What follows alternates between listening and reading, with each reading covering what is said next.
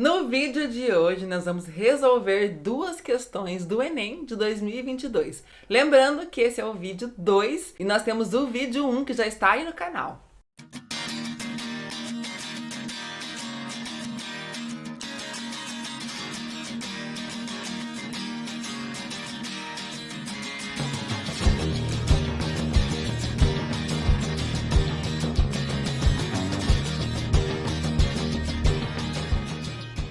Seja muito bem-vindo você que está chegando agora no canal. Meu nome é Régia Rodrigues, sou professora de História da Arte.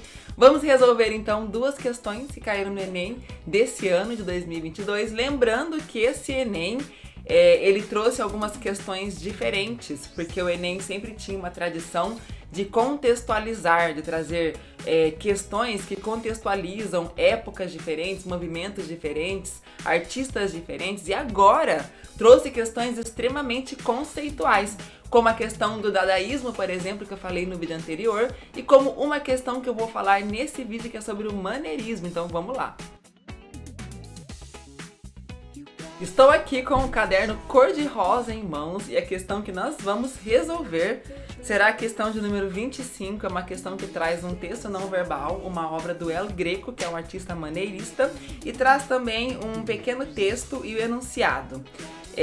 Vamos ler então o que fala aqui o texto. Essa impressionante obra apresenta o sacerdote Leoconte sendo punido pelos deuses por tentar alertar os troianos da ameaça do cavalo de Troia, que escondia um grupo de soldados gregos. Enviadas pelos deuses, serpentes marinhas são vistas matando Laoconte e seus dois filhos como forma de punição. Então nós temos aqui um texto que descreve a cena representada por El Greco. Tem uma questão que ela é um distrator aqui, vou falar sobre ele e vou falar também sobre a questão que é a correta, tá? Na imagem de El Greco a gente vê as principais características do movimento do maneirismo.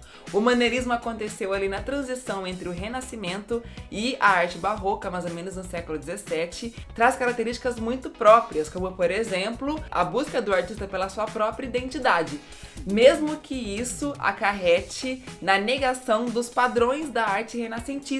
Então, muitas obras apresentam uma quebra daquelas regras que foram impostas durante o Renascimento, como, por exemplo, o uso de proporção, o uso de padrão de beleza ou de perspectiva, uma construção exata do corpo, enfim.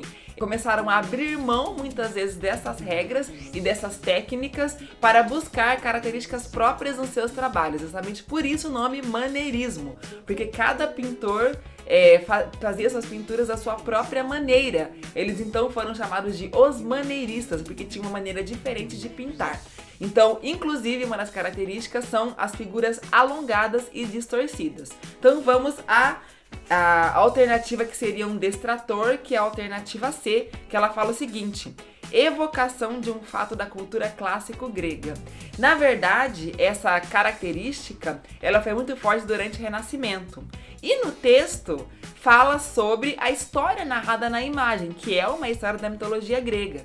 Então, muitos candidatos ficaram ali em dúvida e acabaram marcando essa alternativa por se tratar de uma obra que fala sobre uma passagem da mitologia grega, mas dentre as alternativas tinha uma que falava sobre a principal característica do maneirismo, que é a alternativa B, que fala o seguinte: distorção ao representar a figura humana. E essa era uma das principais características do maneirismo. O enunciado pediu o seguinte, produzida no início do século XVII, a obra maneirista distingue-se pela... Então, o enunciado perguntava o que diferenciava o maneirismo. E não era a representação de fatos da mitologia grega, que isso o Renascimento já fez. Então, o que distinguia o maneirismo do Renascimento de outros movimentos era a questão de representar as figuras alongadas e distorcidas. Inclusive, o maneirismo, ele influenciou também movimentos que vieram muito depois, como o expressionismo, que também distorce a figura humana. Então, a alternativa correta na prova cor-de-rosa é a alternativa B, distorção ao representar a figura humana. A outra outra questão que nós vamos resolver será a questão de número 26, que é sobre o minimalismo. E essa questão também pedia ali o conceito do movimento minimalismo, tá? Tem uma imagem e tem um texto que fala o seguinte: embora não fosse um grupo ou um movimento organizado, o minimalismo foi um dos muitos rótulos, incluindo estruturas primárias, objetos unitários, arte ABC e cool art, aplicados pelos críticos para descrever estruturas aparentemente simples que alguns artistas estavam criando. Quando a arte minimalista começou a surgir, muitos críticos e um público opinativo julgaram-na fria, anônima e imperdoável.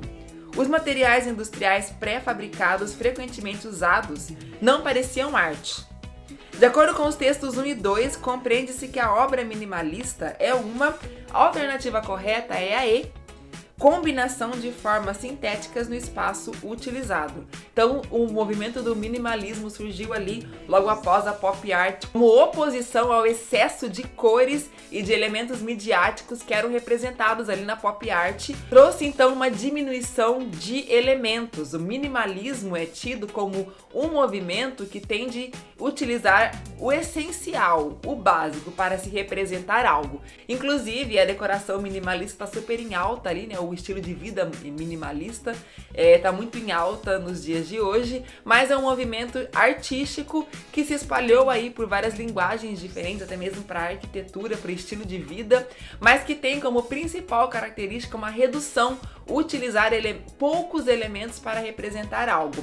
E na arte, utilizava na escultura elementos pré-fabricados, como essas placas, né? Esses retângulos que foram utilizados aqui. Usava muito metal, vidro, plástico, madeira também, né, um material natural, mas que utilizava principalmente essas formas geométricas, esses elementos que têm pouca informação. Põe aqui nos comentários se você acertou essas questões, o que você achou, se achou difícil, se achou fácil. Não esquece, inclusive, de deixar um like aqui nesse vídeo, se inscreva no canal se não for inscrito e compartilhe nas redes sociais. Um grande beijo, fiquem com Deus e até o próximo vídeo.